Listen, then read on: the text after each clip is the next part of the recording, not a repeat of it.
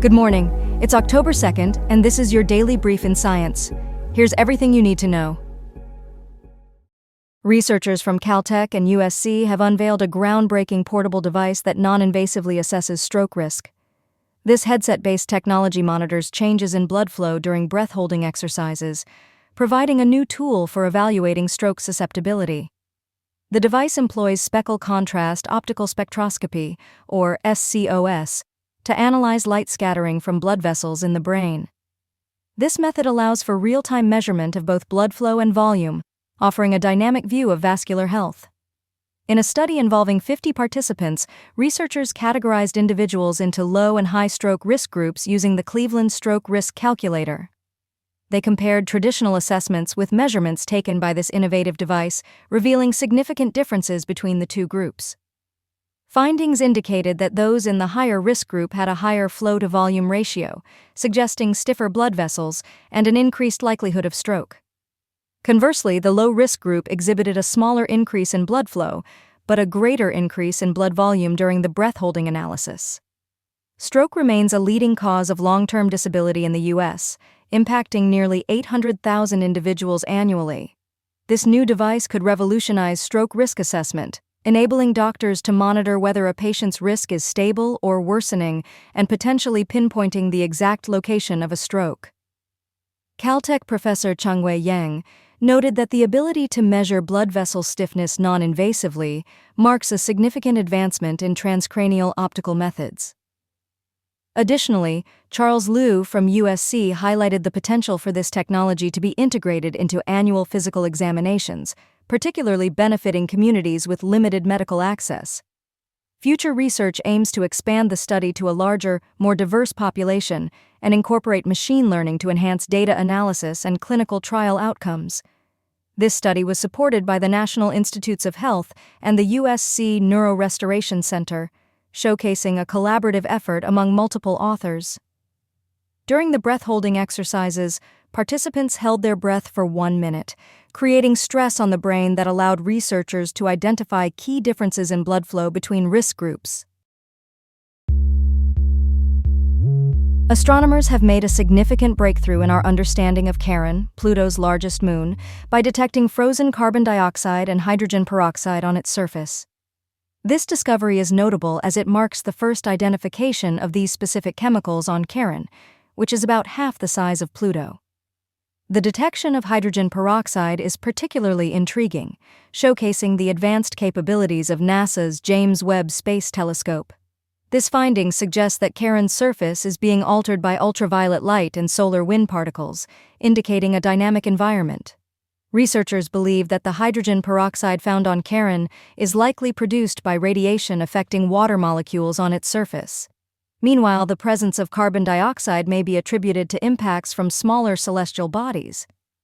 The research team, led by Silvia Protopapa from the Southwest Research Institute, utilized the JWST's near-infrared spectrograph to enhance their understanding of Charon's surface composition. Protopapa noted that these findings provide evidence of Charon's formation and the processes it has undergone, including irradiation.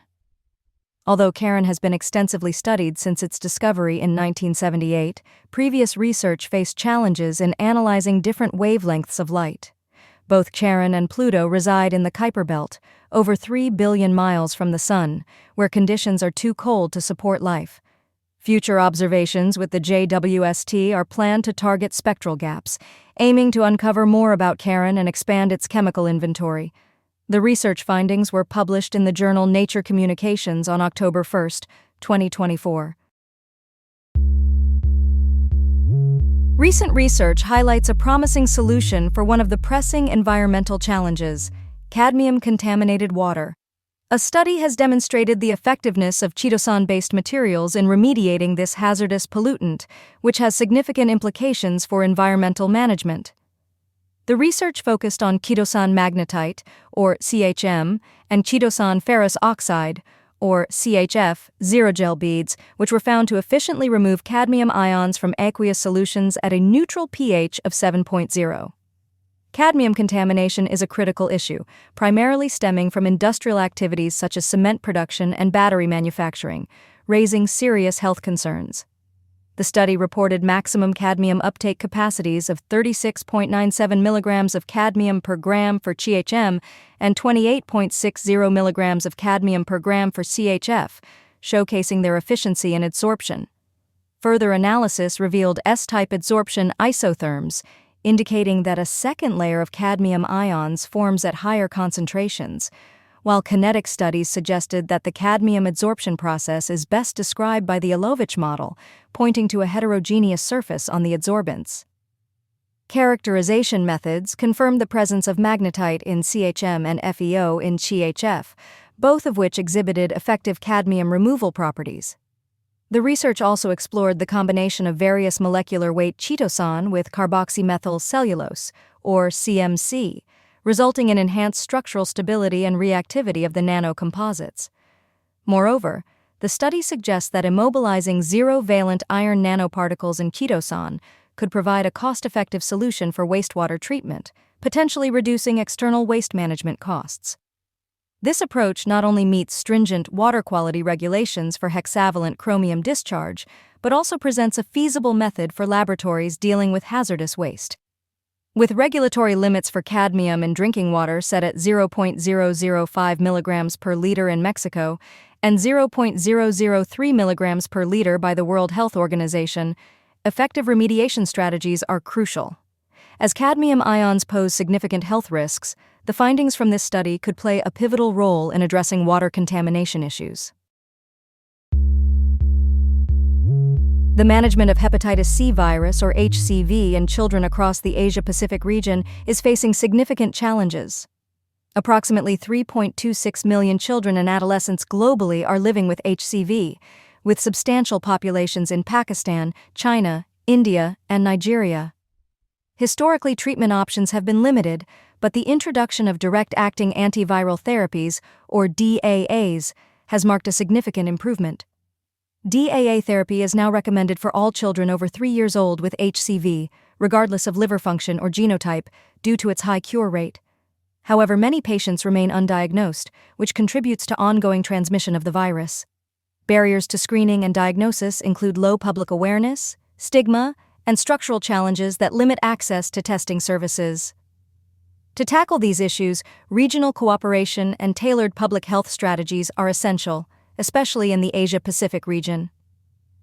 Cost-effectiveness studies indicate that early treatment can prevent serious liver complications and reduce healthcare costs. Additionally, efforts to manufacture generic DAAs in countries like India are promising for making treatment more affordable and accessible. The World Health Organization has set ambitious targets to eliminate HCV as a public health threat by 2030, but significant challenges remain. Public health strategies must prioritize screening, treatment, and harm reduction programs to effectively combat HCV and meet these targets. It's important to note that chronic HCV in children often progresses slowly and can remain asymptomatic for over 20 years, complicating early detection efforts. Recent research has unveiled the potential of APP-2, a polysaccharide derived from the blue-green algae Arthrospira platensis, for applications in the food, pharmaceutical, and cosmetic industries. This polysaccharide has shown significant antioxidant activity, effectively scavenging free radicals and chelating ferrous ions, which are vital in combating oxidative stress-related diseases. The study also investigated the immunomodulatory effects of APP-2, revealing an increase in viability and phagocytic ability in RAW264.7 macrophage cells. This suggests that APP-2 could serve as an immune enhancer, potentially benefiting various health applications. Further research focused on the effects of an aqueous extract of Arthrospira platensis on human umbilical vein endothelial cells, or HUVECS, with an aim to promote cell proliferation and support endothelial healing. Results indicated that the highest proliferation of HUVECS occurred at a concentration of 100 micrograms per milliliter, leading to a 52% increase in cell density after 85 hours. Importantly, assessments of cell viability and membrane integrity showed no significant damage from the treatment, indicating its safety for endothelial cells. At the same concentration, the extract also prevented any activation or dysfunction of HUVECS, maintaining stable levels of prostacyclin and interleukin-6. The study concludes that this extract could be beneficial in accelerating endothelial cell proliferation following vascular injuries, such as those that occur with stent placements. Additionally, the research confirmed that an optimized ultrasonic-assisted extraction method significantly enhances the yield of APP compared to traditional techniques, achieving a maximum crude polysaccharide yield of 14.78% under specific conditions.